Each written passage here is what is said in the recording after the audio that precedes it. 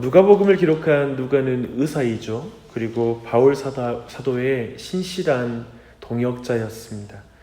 그렇기 때문에 그는 비록 예수님의 행적을 친히 목격한 사람도 아니었고요. 그리고 성경을 기록한 유일한 이방인이었습니다.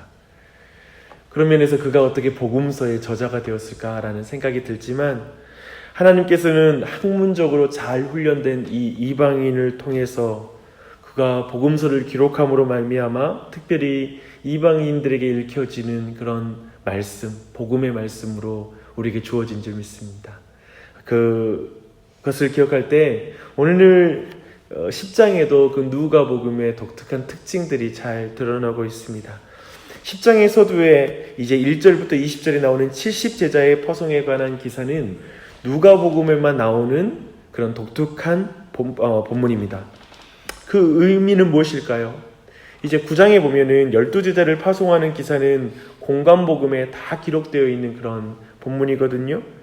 그런 누가복음에서 특별히 이 기사를 기록한 것은 이 누가복음이 이방인을 위하여서 쓰여진 복음서라는 사실을 잘 드러내고 있습니다.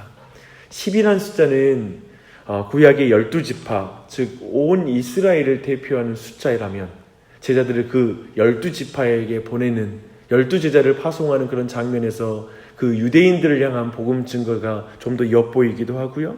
이제 70은 창세기 10장에 기록된 70개의 민족을 말하는 것을 생각할 때 모든 민족을 상징하는 숫자이기도 합니다. 그런 의미에서 이제 12제자의 파송에 의해서 70제자를 파송하신 것은 특별히 이방인 선교와 관련된 그런 사건으로 이해할 수 있습니다. 여기서 우리가 한 가지 분명히 해둘 교회와 신자의 사명이 있습니다. 그것은 복음은 한 개인과 그리고 한 지역교회에 머무는 것이 아니라 온 열방 가운데 모든 민족에게 흘러가야 될 복음이라는 사실입니다. 우리는 이것을 정말 강조해야 됩니다. 신자와 교회의 사명은 그가 생각하는 것보다 더 크고요. 그들의 사명은 더욱 위대합니다. 이 사실을 기억하는 게 굉장히 중요해요. 이 사실을 분명히 기억할 때 2절에 나오는 주님의 명령이 굉장히 우리가 와닿습니다. 그것은 기도할 것을 명령하고 있다는 것입니다. 이들의 입말로는 온 세상을 추수하는 것이 불가능하니까 바로 기도해야 하는 것입니다. 그래서 주님은 추수하는 주인이신 하나님께 추수와 일꾼을 더 보내주시기를 기도하면서 이 일을 감당하라고 이렇게 명령하고 있습니다. 오늘날 세계복음화의 일선에서 수고하는 모든 사역자들에게 주님이 말씀하시는 것도 동일하겠죠. 기도 없는 선교는 선교를 모르는 일이 될 것입니다. 주의하십시오.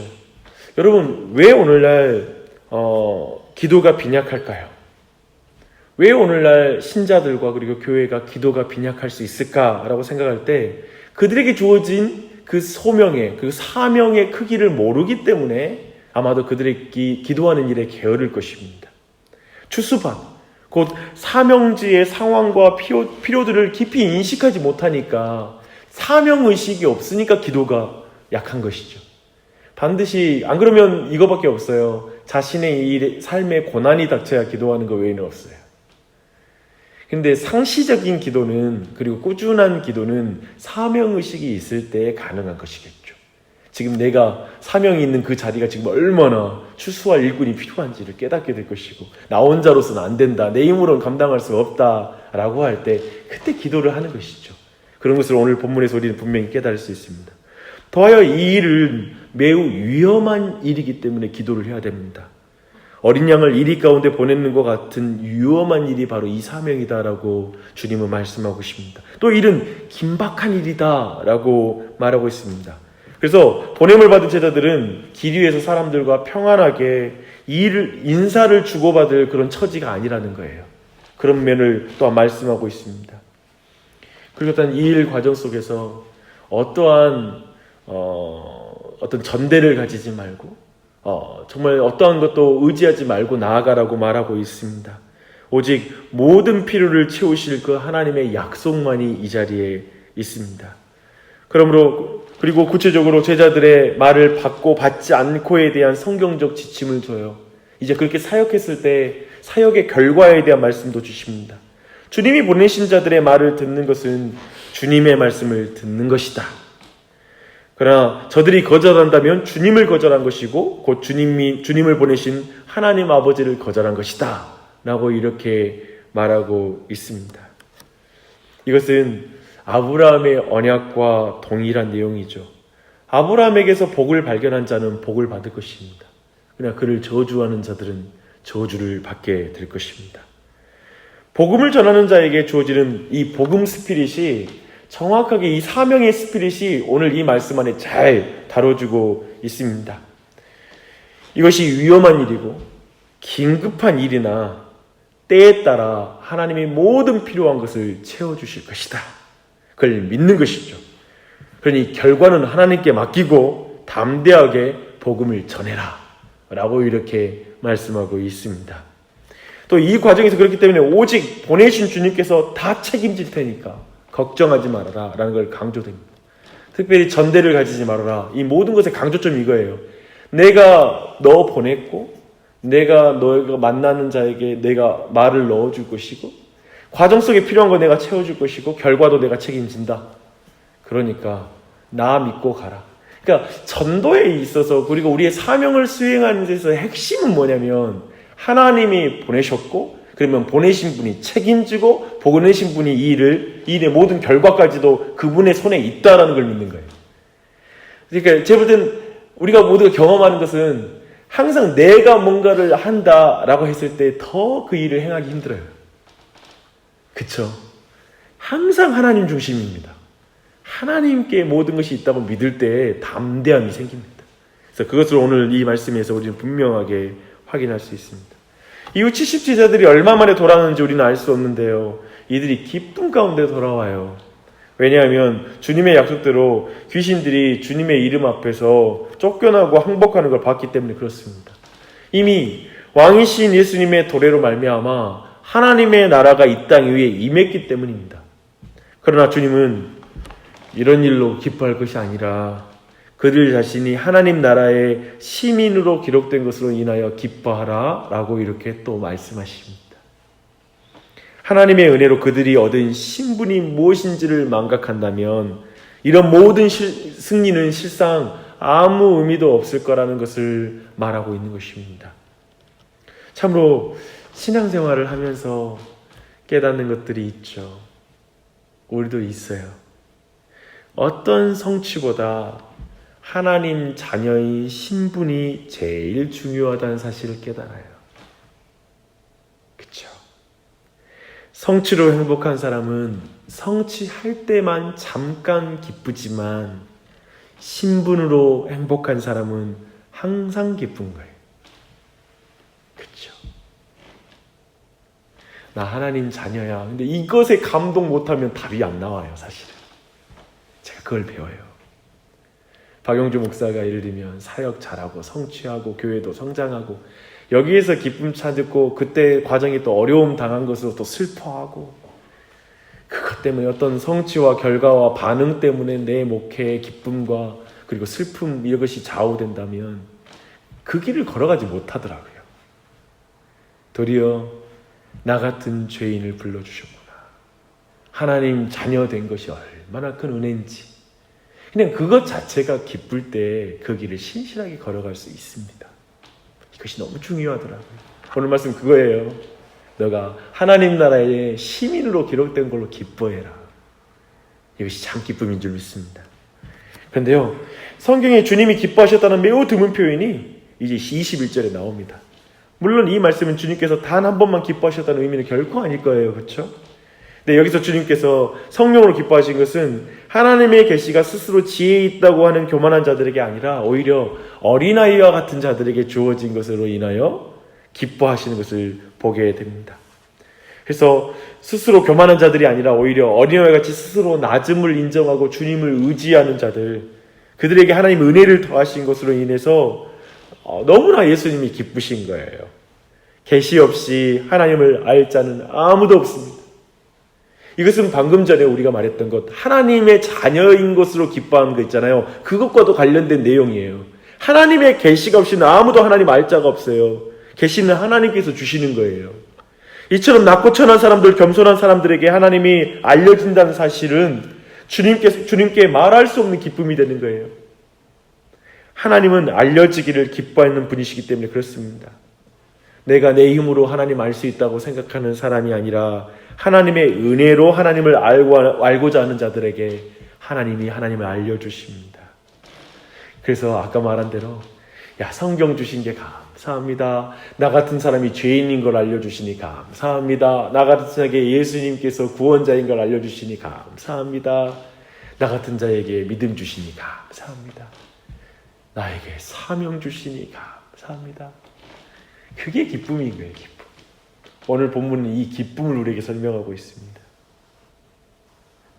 근데 이때 스스로 어른이라고 생각하는 한 율법사가 주님을 시험하려고 영생을 얻기 위해 무언가를 해야 하는지를 물었습니다. 그는 율법이 하나님 사랑과 이웃 사랑으로 결론 지어진다는 걸 다 알아요. 근데 이 사람은 스스로 어른이죠. 자기가 어린아이 같은 사람이 아닌 걸 지금 대비해서 설명하고 있어요. 주님은 그렇게 살리라고 하면 살리라고 하셨으나 그는 자기 이웃이냐고 누구냐고 또 되물어 묻습니다. 여기 주님이 하신 이야기가 그 유명한 선한 사마리아인의 이야기입니다. 핵심은 유대인과 사마리아인의 그 관계에 있습니다. 이야기 속에 강도 만난 사람은 예루살렘에서 여리고로 내려가는 사람이어서 분명히 유대인이었을 것입니다. 근데 이야기에서 강도 만난 자를 유대인들의 제사장 그리고 레위인은 그냥 지나칩니다. 대신 사마리아인은 강도 만난 자를 위해 많은 희생을 치르면서 도움을 주는 것을 보게 돼요. 주님의 질문은 그리고 마지막에 이 세 사람 중에 누가 강도 만난 자의 이웃이겠느냐라는 것이었습니다. 내가 사랑해야 할 이웃이 누구인가를 소극적으로 묻는 율법사에게 이웃은 적극적으로 필요를 가진 사람에게 내가 그 필요를 채워주는 것이라고 주님은 말씀하고 있습니다. 저 사람은 나의 이웃일까요?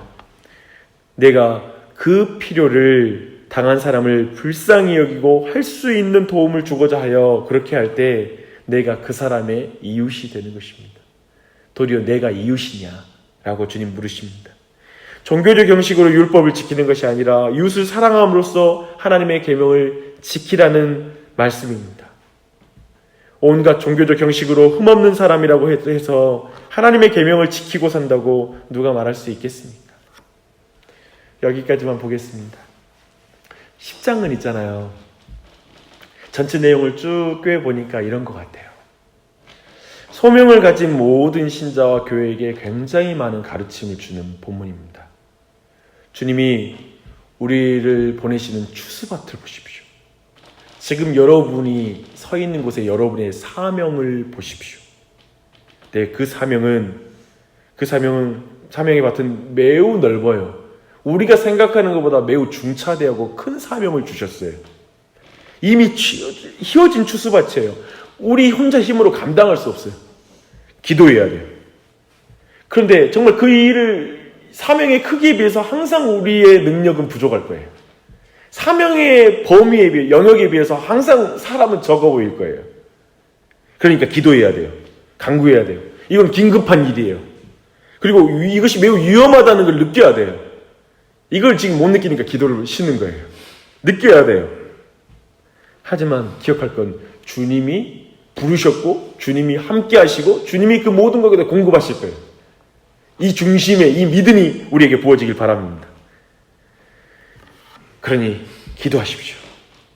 결과는 주님께 있습니다. 그 일은 성취의 기쁨으로 가는 길이기보다 구원받는 기쁨으로 걷는 길이에요. 그저 내가 하나님께 받은 은혜로 걷는 길입니다. 자격 없는 자에게 사명을 주신 것으로 감사하며 걷는 길이 그 길입니다. 다시 한번 그 길은 있잖아요. 그렇기 때문에 원수와 같은 이들의 참된 이웃으로 살아가는 길이기도 해요. 그렇죠? 유대인들이 속히 말해서 이 사명을 자신에게만 제한하고 사역지가 그저 유대인인 줄만 알고 있는 것. 그게 선한 사마리아인의 이 문맥에서 보는 문제이기도 해요. 쉽게 말하면 유대인들이 그 길을 걷지 않은 거예요. 사명의 길을, 넓어진 추수의 길을, 70인의 제자로서 이방인께까지 복음을 전하는 길까지는 안 나가는 거예요. 그들은 내 이웃이 아니다라고 생각하는 거예요. 그러니 그 유대인들에게 참된 기도가 나올 수가 없죠. 그 유대인들에게는 진정한 사명자의 길을 바를 수가 없죠. 안타까이 여기는 마음이 없잖아요. 그런 의미에서 이게 대비가 되죠. 오늘 본문에서도 이 사마리아인의 비유가 새롭게 이해가 되죠. 그런 의미에서 사랑하는 여러분, 1만 달란트 빚진 자로서 강도 만난 자의 이웃이 되는 그런 사명이 내게 있구나 라는 마음으로 오늘 또 세상을 향해 나아가는 거예요. 그러니 기도해야죠. 그러니 기도해야 되죠. 원수를 어떻게 사랑해요? 우리 힘으로. 그러니 기도해야죠. 1만 달란트 빚진 자로 오직 주님께 능력받아서 모든 일 감당하는 이 한 날 되시기를 축원합니다. 주님이 함께 하실 거예요. 걱정하지 마세요. 결과도 염려하지 마세요. 하나님께서 다 책임지실 거예요. 기도하겠습니다.